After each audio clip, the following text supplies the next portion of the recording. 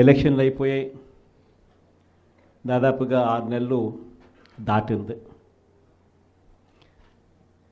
6 నెలలు దాటిన పరిస్థితుల మధ్య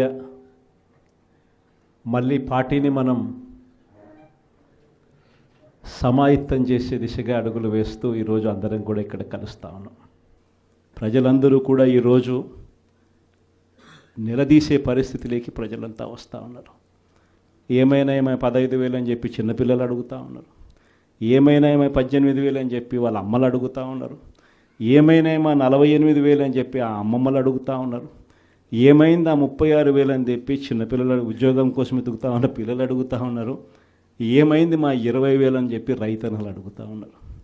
వీళ్ళకి ఎవ్వరికీ కూడా చంద్రబాబు నాయుడు అనే వ్యక్తి వాళ్ళ పార్టీకి సంబంధించిన క్యాడర్ సమాధానం చెప్పలేని పరిస్థితిలో వాళ్ళ పార్టీ వాళ్ళ పెద్దలు అందరూ కూడా ఏం చేస్తూ ఉన్నారు? Diversion politics. ప్రతిరోజు ప్రతి నెల ఒక టాపిక్ తీసుకొస్తారు. ఏదో ఒక టాపిక్ తీసుకొచ్చి గోబల్స్ ప్రచారంలో భాగంగా ప్రతి ఒక్కడు దాన్ని అందుకుంటారు. ఓసారి తిరుపతి లడ్డు అంటారు, ఇంకొకసారి జూన్లో ఋషికొండ భవనాలు అన్నారు, జూలైలో శ్వేతపత్రాలు మదనపల్లి ఫైల్స్ అన్నారు, ఆగస్టులో ముంబై నటి నా పేరేం పేరు కాదాంబరి అన్నాడు, సెప్టెంబర్లో ప్రకాశం బ్యారేజీని బోట్లతో ఢీకొట్టి గేట్లను పడగొట్టాలని చెప్పి మనం ప్లాన్ చేసినామని అంటాడు.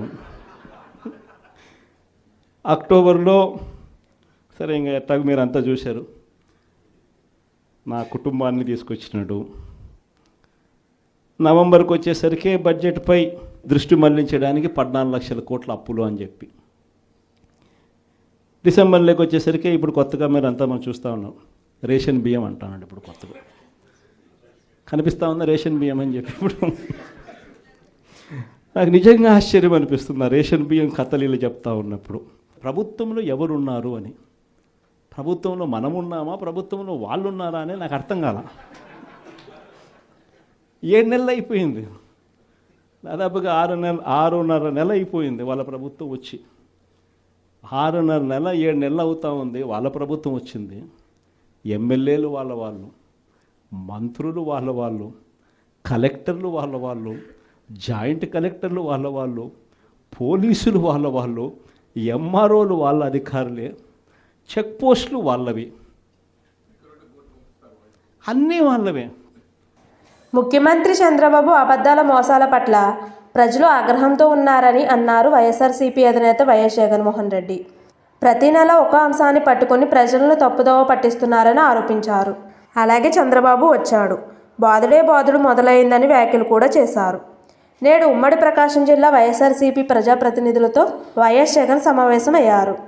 ఈ సందర్భంగా వైఎస్ జగన్ పార్టీ నేతలతో మాట్లాడుతూ, అధికారంలోనికి వచ్చిన 6 నెలలకే ఎప్పుడూ చూడని వ్యతిరేకత ఈ ప్రభుత్వం పట్ల కనిపిస్తుంది. మనకున్న వ్యక్తిగత విశ్వనీయత వల్లే మనం రేపు మళ్ళీ అధికారంలోనికి వస్తాం.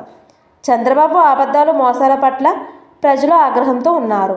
అందుకే డైవర్షన్ పాలిటిక్స్ చేస్తున్నారు, గ్లోబల్స్ ప్రచారం చేస్తున్నారు. ప్రతి నెల ఒక్కో అంశాన్ని పట్టుకుని ప్రజలను తప్పుదోవ పట్టిస్తున్నారని ఆగ్రహం వ్యక్తం చేశారు.